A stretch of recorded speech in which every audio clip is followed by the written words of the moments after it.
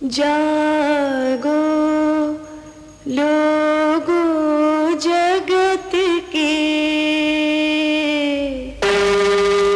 बीती काली रात,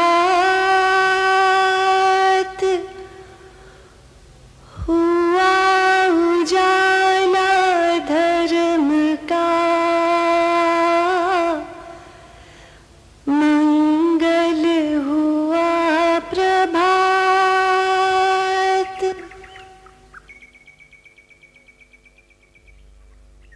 धर्म का शुद्ध स्वरूप कायम हो। धर्म पर जो संप्रदाय के छिलके लग गए, इन छिलकों ने धर्म को छिपा लिया। इन छिलकों को दूर करें। धर्म का शुद्ध रूप उजागर होगा तो धर्म का वर्चस्व बढ़ेगा, अन्यथा संप्रदायों का वर्चस्व बढ़ता जाएगा और देश में, विश्व में अशांति ही अशांति रहेगी। धर्म का शुद्ध स्वरूप जो सब के लिए एक सा है, वही धर्म हो तो धर्म का शुद्ध स्वरूप है।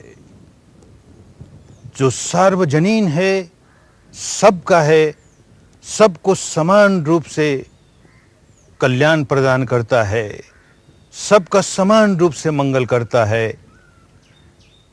तो धर्म है। जिसमें जाति जाति को लेकर भेद नहीं होता, जिसमें वर्ण गोत्र को लेकर भेद नहीं होता, जिसमें रंग रूप को लेकर भेद नहीं होता,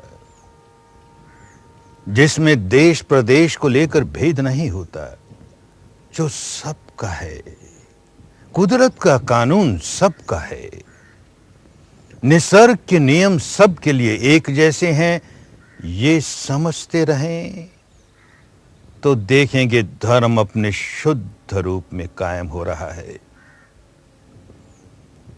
जितना जितना विपश्यना का अभ्यास करते चले जाएंगे, अपने भीतर निसर्ग के नियमों का दर्शन करते चले जाएंगे,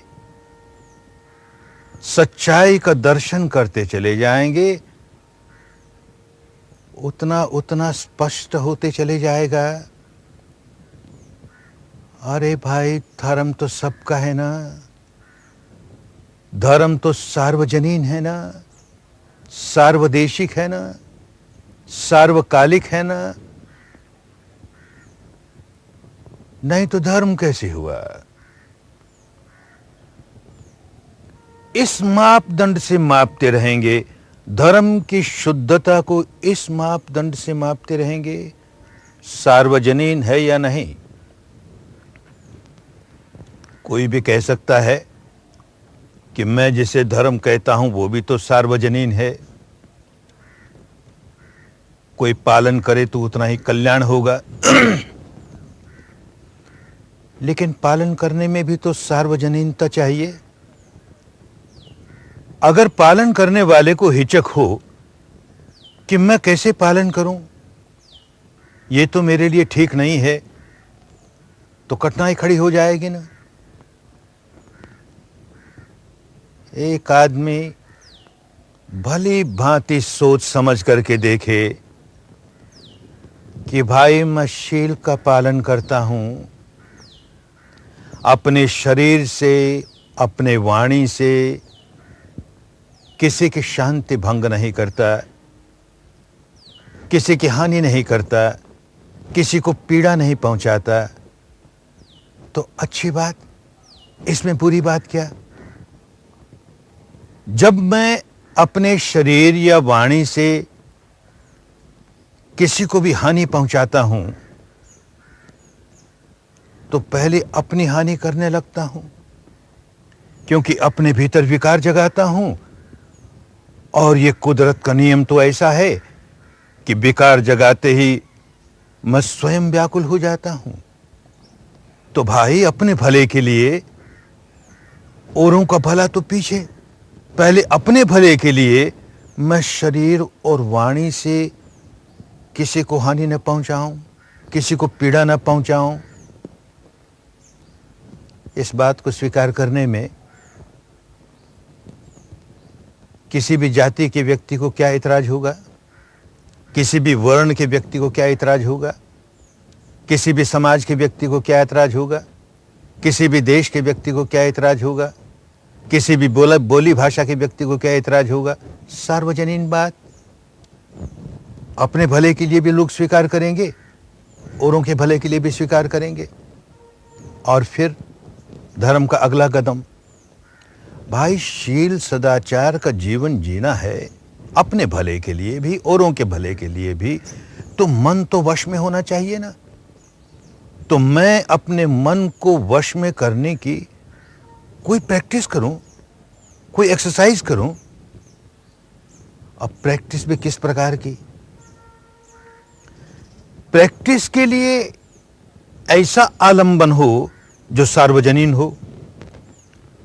अगर आलंबन सार्वजनीन नहीं है, ये आलंबन तो अमुक संप्रदाय का है, ये आलंबन अमुक संप्रदाय का है, फिर कठिनाई खड़ी हो जाएगी, तो धर्म सार्वजनीन नहीं होगा। तो इसलिए शुद्ध धर्म के रास्ते चलने वाले के लिए आलंबन मिला, चित्त को एकाग्र करने के लिए आलंबन मिला। सांस आ रहा है, सांस जा रहा है। अब सांस न हिंदू है, न बौद्ध है, न जैन है, न ईसाई है, न ब्राह्मण है, न शूद्र है। अरे सांस सांस है भाई, आ रहा है, जा रहा है। हम उसे जान रहे हैं, उसे जानते हुए अपने चित्त को एकाग्र कर रहे हैं, और एकाग्र ही नहीं कर रहे, चित्त को निर्मल करने का भी काम कर रहे हैं। क्योंकि इसको जानते जानते हम अगला कदम उठाने लगते हैं कि भीतर प्रज्ञा जागने लगती है, और भीतर प्रज्ञा जागने लगती है तो हमारा और कल्याण होने लगता है। तो समाधि का जो काम किया, धर्म के दूसरे चरण उठाने का जो काम किया, वो भी सार्वजनीन। सांस के सहारे सहारे हमने समाधि के क्षेत्र में आगे बढ़ने का काम शुरू किया। अब जब प्रज्ञा का काम करते हैं तो शरीर पर संवेदनाएं हो रही हैं, इस तरह की संवेदना है या उस तरह की संवेदना है। अब जो इस तरह की संवेदना है, न उसको हिंदू संवेदना कह सकते हैं, उस तरह की संवेदना है न उसे मुस्लिम संवेदना कह सकते हैं। अरे संवेदना संवेदना है, सबको एक जैसी होती है। शरीर का स्वभाव है, गर्माता भी है, पसीजता भी है, धड़कता भी है, फड़कता भी है, इसमें स्पंदन भी होते हैं, इसमें सिहरन भी होती है, इसमें पुलकन भी होती है, इसमें धूजन भी होता है, इसमें कंपन भी होता है, इसमें भारीपन भी होता है, दबाव भी होता है, दुखाव भी होता है। सबको होता है ना। केवल हिंदुओं को होता हो, मुसलमानों को ना होता हो, बौद्धों को ना होता हो, जैनियों को होता हो। अरे ऐसा नहीं ना। ब्राह्मणों को होता है, शूद्रों को नहीं होता है, वैश्यों को होता है, क्षत्रियों को नहीं होता है, ऐसा नहीं ना। सबको होता है भाई, सार्वजनीन है। और इन संवेदनाओं को देखते देखते देखते हम अपने मन के स्वभाव को पलटते हैं। इन्हीं संवेदनाओं के प्रति मन ने ऐसा स्वभाव बना लिया था कि ये जब सुखद लगती हैं तो राग पैदा करे, दुखद लगती हैं द्वेष पैदा करे। उसका वो स्वभाव तोड़ रहे हैं। सुखद लगे तो भी हम राग नहीं पैदा करते, दुखद लगे तो भी हम द्वेष नहीं पैदा करते। तो विकारों से छुटकारा होता है, क्रोध से छुटकारा होता है, द्वेष से छुटकारा होता है, अहंकार से छुटकारा होता है, वासना से, भय से, ईर्ष्या से, मात्सर्य से। ये सार्वजनीन रोग है ना। जब किसी को क्रोध जागता है तो क्या लेबल लगाएंगे? कहेंगे ये हिंदू क्रोध है, कि ये बौद्ध क्रोध है, कि जैन क्रोध है, कि मुस्लिम क्रोध है। और उस क्रोध की वजह से जो व्याकुलता आती है भीतर, उसे क्या लेबल लगाएंगे? ये अब के हिंदू व्याकुलता आई, कि ये बौद्ध व्याकुलता आई, कि जैन व्याकुलता आई। अरे सार्वजनीन रोग है ना, सबका एक जैसा रोग है। तो जो सबका एक जैसा रोग है, उस रोग की औषधि भी एक जैसी होनी चाहिए, सार्वजनीन होनी चाहिए।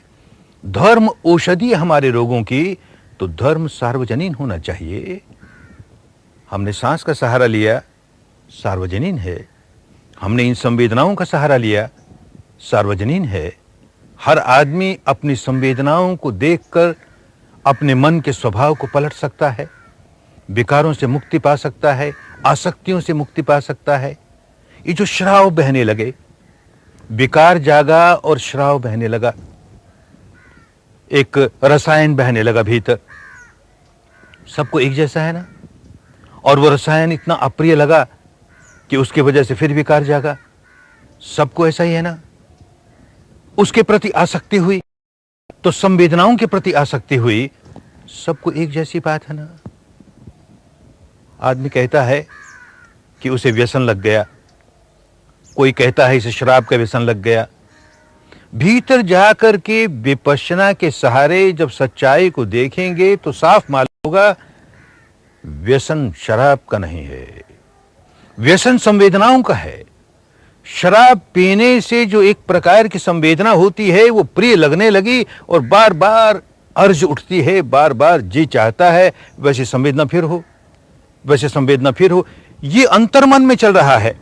ये ऊपर ऊपर वाला मन तो शराब फिर चाहिए, शराब फिर चाहिए, लगता है शराब का व्यसन है। अरे शराब का व्यसन नहीं भाई, इन संवेदनाओं का व्यसन है। जुए का व्यसन नहीं भाई, इन संवेदनाओं का व्यसन है। इसी तरह से क्रोध का व्यसन नहीं भाई, इन संवेदनाओं का व्यसन है। वासना का व्यसन नहीं, इन संवेदनाओं का व्यसन है। ये बात जितनी जल्दी जिसके समझ में आ जाए वो इन संवेदनाओं को देखते देखते देखते अपने व्यसन के बाहर निकल जाए। किस प्रकार शराब के व्यसन में डूबे हुए लोग, एक शिविर होता है, 2 शिविर होता है, 3 शिविर होते हैं, कोई धमकी नहीं देता घर जाकर शराब पिएगा तो तुझे वो कुंभी पाक नरक मिलेगा, कोई नहीं कहता। इन्हीं संवेदनाओं को देखते देखते देखते अब दृष्टा भाव से देख रहा है, साक्षी भाव से देख रहा है, निसंग भाव से देख रहा है, तो उन संवेदनाओं को कोई असर नहीं होता। उनका व्यसन टूट रहा है, आसक्ति टूट रही है। अरे ये सबको होता है ना। तो हमारा सार्वजनीन रोग है और ये सार्वजनीन इलाज है। किसी को मलेरिया हो जाए तो क्या कहेंगे, ये हिंदू मलेरिया है, क्या कहेंगे ये मुस्लिम मलेरिया है। अरे मलेरिया मलेरिया है भाई। और जब उसे कुनैन देंगे तो क्या कहेंगे, ये हिंदू कुनैन है, ये मुस्लिम कुनैन है। अरे कुनैन कुनैन है भाई। किसी को प्लेग हो गई तो क्या हुआ, उसे हिंदू प्लेग हो गई कि उसे मुस्लिम प्लेग हो गई। और जब उसे टेट्रासाइक्लिन का इंजेक्शन दिया गया तो ये हिंदू है कि मुस्लिम है। अरे कहां उलझ गए। बात समझें, धर्म सबका एक जैसा है। हमारा सार्वजनीन रोग है। हर व्यक्ति विकार जगह जगह के व्याकुल होता है, पागल होता है, समझ नहीं रहा मैं क्या कर रहा हूं, अपनी हानि करता है। और यह विपश्यना द्वारा अपने भीतर धर्म जगाता है, सच्चाई को देखने की विद्या सीखता है। इन संवेदनाओं के प्रति जो आसक्ति है, इन संवेदनाओं को लेकर के जो राग जागता है, द्वेष जागता है, उससे छुटकारा पाता है। छुटकारा पाता है, सुखी हो जाता है। हर कोई सुखी हो जाएगा। जो चित्त निर्मल कर लेगा वही सुखी हो जाएगा। ये चित्त को निर्मल कर लेना, उसे सद्गुणों से भर लेना, ये किसी एक जाति की मोनोपोली नहीं, किसी एक संप्रदाय की मोनोपोली नहीं, किसी एक वर्ण की मोनोपोली नहीं। अरे कोई करे, जो अपने चित्त को निर्मल करे वही संत हो गया। कोई भगवान बुद्ध के पास आता है और उन्हें गालियां निकालता है, बुरी तरह गालियां निकालता है, और वो मुस्कुराते हैं, कहते हैं भाई तुम किसी के पास उपहार लेकर जाओ, भेंट लेकर जाओ, और वो व्यक्ति तुम्हारी भेंट नहीं स्वीकार करे तो तुम्हारी भेंट का क्या हो। तो कहता क्या हो, मेरी भेंट मेरे पास रह गई और क्या हो। बस यही बात हुई ना। तुम गालियों का उपहार लेकर हमारे पास आए, हमने तो नहीं स्वीकार किया, तुम्हारी भेंट तुम्हारे पास। अरे बड़ा समझदार आदमी था, बात समझ में आ गई। सारा जीवन हम क्या करते हैं, एक उपहार गाली की किसी को देते हैं, वो 10 देता है, हम 100 देते हैं, वो 1000 देता है, तू भी दुखी मैं भी दुखी। ये कैसा संत है, ये उपहार स्वीकार ही नहीं करता, तो बदले में ऐसा उपहार देता भी नहीं। अरे निर्मल चित्त हुआ ना, कोई हो जाए।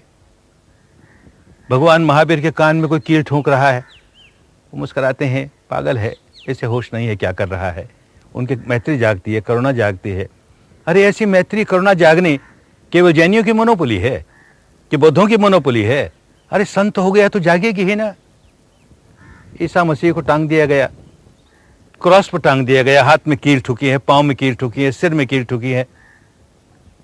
जीवन का अंतिम क्षण नजदीक है और उसके मन में करुणा जागती है, मैत्री जागती है। अरे इन्हें अपने किए का कर्म का फल न भोगना पड़े रे, इनको अपने कर्म का फल न भोगना पड़े रे। संत है ना, कोई हो निर्मल चित्त हुआ तो संत हो गया ना। पैगंबर मोहम्मद साहब रोज अपने मस्जिद में जाते हैं नमाज के समय, और रास्ते में एक बुढ़िया का घर है। उसको किसी बात को लेकर के उनके साथ मेल नहीं बैठता, उनके विचार उसे ठीक नहीं लगते, उनके उपदेश ठीक नहीं लगते। तो जब वो उसके घर के नीचे से निकलते हैं, वो ऊपर से कूड़े से भरी हुई टोकरी उन पर उड़ेल देती है, कचरा उनके सिर पर गिरता है। मुस्कुराते हैं, उसे साफ करते हैं, चले जाते हैं। ये रोज का काम। एक दिन उस बुढ़िया ने कचरा नहीं फेंका। पैगंबर साहब ने देखा क्या हुआ, तो उसके घर पर चढ़ गए। अरे बुढ़िया माई, क्या हो गया? कहीं तो बीमार तो नहीं हो गई? अरे तू रोज इस समय मेरे सिर पर कचरा डालती है, तुझे आज क्या हो गया? संत है ना, चित्त निर्मल हुआ। मस्जिद में लोग बैठे हैं, नमाज पढ़ रहे हैं। किसी एक भाई को डायबिटीज का रोग होगा, बेचारे को जोर की पेशाब की हाजत हुई, अब रोक नहीं सका अपने आप को, वहीं नजदीक बैठ के कहीं पेशाब कर लिया। लोगों को गुस्सा आया, पीछे पड़े उसको मारने के लिए। पैगंबर साहब आती है, अरे क्या करते हो? अरे ये रोगी है बेचारा, पानी भर के बाल्टी साफ करते हैं, खुद साफ करते हैं। अरे संत है ना भाई। उनकी शिक्षा को मानने वाला वो नमाज पढ़ने वाला व्यक्ति हो, या उनकी शिक्षा का विरोधी वो बुढ़िया हो, दोनों पर एक जैसी करुणा है ना। अरे करुणा करुणा है, किसी भी संत में आ जाएगी। वो जाति नहीं देखती, वर्ण नहीं देखती, गोत्र नहीं देखती। समझे धर्म को। हमारे यहां भी संत एकनाथ नदी नहा करके जा रहे हैं, और किसी आदमी के साथ उनका संबंध बिगड़ा हुआ है। नहा करके गए, रास्ते से गुजर रहे हैं, उसने थूक दिया, मुस्कुराए, फिर नहा कर गए, साफ कर लिया अपने बदन को, फिर गए, फिर थूक दिया, फिर नहा लिया। 2 बार हुआ, 4 बार हुआ, वो व्यक्ति पांव पकड़ के बैठ गया। अरे आप जैसे संत, मैंने कितनी बड़ी भूल की। अरे संत संत है। संत न हिंदू होता है, न बौद्ध होता है, न जैन होता है, न मुस्लिम होता है। जिसका निर्मल हो गया चित्त, और चित्त में करुणा जाग गई, मैत्री जाग गई, संत हो गया। कोई हो जाए तो भाई शील का पालन करे, कोई भी कर सकता है। समाधि का अभ्यास करे, सांस के सहारे सहारे सहारे प्रज्ञा को जगाए, अपने शरीर की संवेदनाओं को देखते देखते, काया को देखते देखते कायानुपश्यना करे। काया पर क्या जाग रहा है, इन वेदनाओं को देखते देखते वेदनानुपश्यना करे। चित्त को देखते देखते चित्तानुपश्यना करे। चित्त पर क्या जाग रहा है, उन दिनों की भाषा में उसे धर्म कहते थे। जो चित्त पर जागे सो धर्म, तो धर्मानुपश्यना करे। अरे यूं करते करते करते भीतर का सारा प्रपंच समझ ले, और यूं करते करते भीतर का सारा स्वभाव पलट ले, तो कितना बड़ा कल्याण हो गया। ये कल्याण सबका हो सकता है, और ये तब हो सकता है जब भीतर की सच्चाई देखनी सीखें। अपने यहां का संत नरसिंह मेहता जैसा भक्त कहता है कि शरीर सोधे बिना वो सार नहीं सांपड़े। शरीर सोधे बिना सार नहीं सांपड़े। अंदर से शरीर के भीतर सत्य का अनुसंधान किए बिना सार नहीं मिलता भाई, छिलके ही छिलके मिलेंगे। धर्म का सार लेना हो तो अंतर्मुखी होना पड़ेगा, और ऐसा शुद्ध धर्म प्राप्त होगा। ऐसा शुद्ध धर्म जागे, देश की राजनीति में जागे, समाज नीति में जागे, व्यापार नीति में जागे, शिक्षा नीति में जागे, सर्वत्र जागे। बड़ा कल्याण होगा, बड़ा मंगल होगा। खूब कल्याण हो, खूब मंगल हो। पिछले अनेक दिनों की इस व्याख्यान माला में जाने अनजाने कोई भी ऐसी बात कह दी गई हो जिससे किसी भाई को, किसी बहन को बुरा लगा हो, उसे चोट पहुंची हो, तो करबद्ध क्षमा याचना, करबद्ध क्षमा याचना, करबद्ध क्षमा याचना। खूब मंगल हो, शुद्ध धर्म जागे और खूब मंगल हो, खूब कल्याण हो, खूब मंगल हो।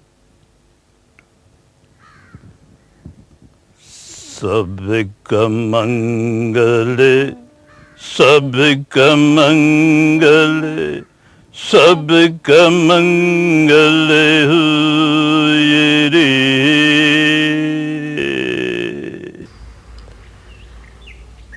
सबका मंगल, सबका मंगल, सबका मंगल होए रे। तेरा मंगल, तेरा मंगल, तेरा मंगल होए रे। शुद्ध धर्म घर घर में जागे, शुद्ध धर्म घर घर में जागे, घर घर शांति समाए रे, घर घर शांति समाए रे। नर नारी हो धर्म बिहारी, सब नर नारी धर्म बिहारी, घर घर सुख छा जाए रे, घर घर मंगल होए रे। सबका मंगल, सबका मंगल, सबका मंगल होए